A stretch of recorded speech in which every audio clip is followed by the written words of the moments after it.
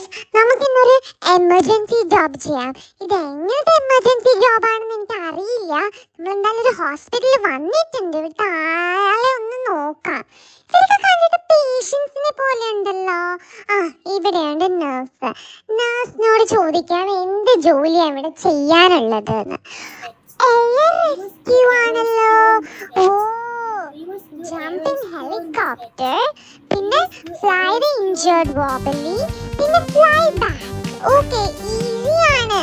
ആദ്യം ഹെലികോപ്റ്ററിൽ കയറണം, പിന്നെ സ്ഥലത്ത് പോയി ഇഞ്ചറായ വോബലിനെ എടുത്തിട്ട് വരണം, അതിന് തിരിച്ചിവിടെ കൊണ്ടുവെക്കണം. ഇത്രയുള്ളൂ. ഇത് ഭയങ്കര ഈസി ജോബാണല്ലോ. പക്ഷെ നീ ദൂരെയാണെങ്കിൽ നമ്മുടെ വോബലി നമ്മളിവിടെ സമയത്തിന് എത്തില്ല. പക്ഷെ നമുക്ക് 3.5 മിനിറ്റ് ഉണ്ട്. ഈ സമയം കൊണ്ട് നമുക്ക് ഒപ്പിക്കായിരിക്കും. ഓക്കെ, നമുക്ക് നോക്കാം.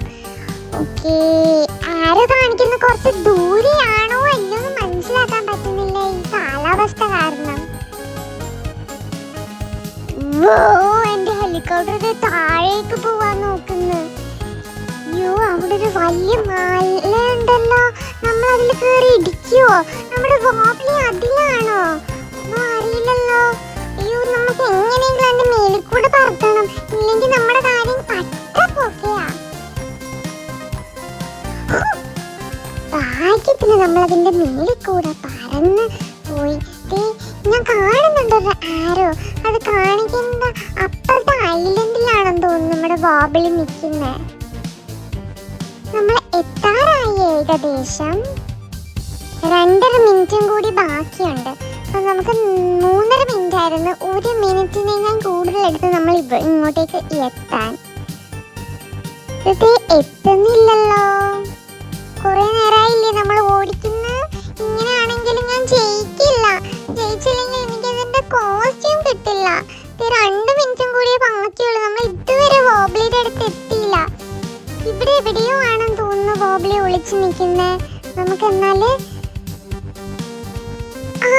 അവിടെ ഞാൻ കാണുന്നുണ്ടെന്ന് തോന്നുന്നു ഒരു ഉറുമ്പിനെ പോലത്തെ സൈസില് വോബലിനെ. നമ്മൾ മേലിന്ന് നോക്കിയാൽ എന്തും ചെറിയ സൈസാണല്ലോ. അവിടെ ആരൊക്കെയോ നിപ്പുണ്ട് ഗൈസ്. അവിടെ വോബലിയും 2 ആൾക്കാരും ഉണ്ട്. ഓക്കെ, നമുക്ക് സ്ട്രെച്ചർ എടുത്ത് വേഗം ഹെലികോപ്റ്ററിൽ വെക്കാൻ. 1.25 മിനിറ്റും കൂടിയേ ബാക്കിയുള്ളൂ. നമുക്ക് 3.5 മിനിറ്റ് ഉണ്ടായിരുന്നു. 2 മിനിറ്റ് എടുത്ത് നമ്മൾ ഇങ്ങോട്ടേക്ക് പറക്കാൻ. നമുക്ക് 2 മിനിറ്റ് ഇല്ല തിരിച്ചെത്താൻ. ഇങ്ങനെയാണെങ്കിൽ എനിക്ക് തോന്നുന്നു നമ്മൾ തോക്കുന്ന്. ഇതെന്റെ ഫസ്റ്റ് ട്രയൽ തന്നെ. ഈ ഗെയിം എനിക്ക് ജയിക്കണം എന്നുണ്ടായിരുന്നു, അത് നടന്നില്ലല്ലോ. അയ്യോ, നമുക്ക് എന്തായാലും നമ്മുടെ പേഷ്യൻ്റായിട്ട് നമുക്ക് തിരിച്ചു പോകാൻ നോക്കാം. 1.25 മിനിറ്റും കൂടി ഉള്ളൂ. എത്തുമോ ഇല്ലയോ എന്ന് സംശയം. എന്നാലും നമ്മൾ എല്ലാവരും ഒന്ന് പ്രാർത്ഥിച്ച് ചിലപ്പോൾ നമ്മൾ എത്തും. എത്ര സ്പീഡിൽ അങ്ങോട്ട് മാറുന്നില്ലല്ലോ. ഇതിന് ഈ ഒരു സ്പീഡേ ഉള്ളൂ ഈ ഹെലികോപ്റ്ററിന്.